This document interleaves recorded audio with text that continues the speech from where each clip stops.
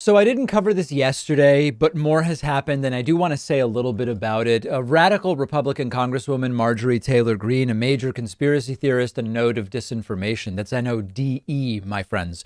I know I'll get emails about that one. She was suspended from Twitter for 12 hours. Now, you can interpret that as Twitter is finally expanding its reach in terms of really clamping down on the disinformation and misinformation, or you could see it as 12 hours is completely meaningless. It's symbolic, and it merely provided Marjorie Taylor Greene with the opportunity to weaponize the ban and continue perpetuating conspiracy theories, including about social media vendettas against her. Which do you think it was? Mostly the second. Mostly the second. I mean, 12 hours. Let's look at what we know about it. New York Times writing, Twitter suspends Marjorie Taylor Greene for posting COVID misinformation. The Republican lawmaker from Georgia cannot tweet for 12 hours after the White House criticized social media sites for amplifying vaccine lies. Twitter said on Monday it was suspending Greene for 12 hours after she posted messages that violated its policy against sharing misleading information about the coronavirus. Greene of Georgia has been an outspoken opponent of vaccines and masks as tools to curb the pandemic. In tweets on Sunday and Monday, she argued that COVID-19 was not dangerous for people unless they were obese or over age 65, and said vaccines should not be required. Now, of course, they're not from the standpoint of any kind of government mandate. There are private businesses and institutions which, as an anti-regulation Republican, she certainly should respect their ability to say, here's who we want to do business with or don't, or here are the requirements to work here, as long as they don't violate the law. The article goes on to say, with cases of the virus on the rise and the highly contagious Delta variant accounting for more than half of new infections in the U.S., federal health officials say this month in Miss Greene's home state, Georgia, new cases have increased 193% in the past 2 weeks. Twitter said Greene's tweets were misinformation and barred her until Tuesday. Quote, we took enforcement action on the account MT Greene for violations of the Twitter rules, specifically the COVID-19 misleading information policy. Ms. Greene said Silicon Valley companies are working with the White House to attack speech, free speech. These big tech companies are doing the bidding of the Biden regime to restrict our voices and prevent the spread of a message that's not state approved.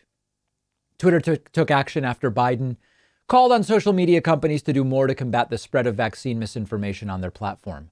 Biden said sites like Facebook are killing people. So, the problem here is, of course, Marjorie Taylor Greene is spreading dangerous COVID and vaccine disinformation on Twitter. There's no doubt whatsoever. There's no doubt it violates Twitter's terms of service. The issue I have is, what are we really doing by doing this for 12 hours? Now, if this is the first time it's 12 hours, and next time it'll be a week, and next time it'll be a full suspension, okay, I could be convinced that taking a lighter touch now maybe makes some sense. But the problem is that this is all a closed loop. They claim that social media is censoring them. They then post vaccine conspiracies that are dangerous disinformation. So they get banned. And then they say, see, I told you so. I told you that they're censoring us. I told you that they're banning us. It's doxastic closure. That's a term I used before. It's a logical closure. Another way to say it is that these are self-fulfilling beliefs. It's a win-win in some sense for Marjorie Taylor Greene. Either she gets to keep peddling disinformation on Twitter, or she gets banned and then says, I'm a martyr. They've canceled me. I'm the most canceled woman, or whatever the case. So it ends up kind of being a gift. I think it's better to ban her in a serious way if she's going to be spreading the disinformation, which she is, which violates Twitter policy. And as soon as she got back on Twitter, because it was only a 12-hour ban, she first likened the suspension to communist China, tweeting, American social media company Twitter banned me for 12 hours, censoring me, violating my freedom of speech. That's, of course, not true. Twitter's a private company. They can enforce terms of service. She said, you know who else silences, censors, and bans people they don't like and want heard? Communist China. Communism is not good. Save America, stop communism. You know who else breathes oxygen? Hitler, right? I mean, that's essentially what this is. then tweeting, Fauci lied, people died, fire Fauci. Then tweeting a picture of herself doing a press conference, which we'll talk about momentarily, captioning it, communist-style Twitter ban press conference happening now. And then tweeting, Sports Illustrated featured a trans biological male and an elite female tennis player this year. Does Sports Illustrated see the irony in promoting a trans and a female athlete when biological men are now being allowed to defeat women in women's sports? Promoting men defeating women is woke. So immediately going into more anti-science stuff. The Fire Fauci, Attack Fauci thing is a big anti-science movement now. We're going to talk more about that tomorrow. We talked about it earlier today.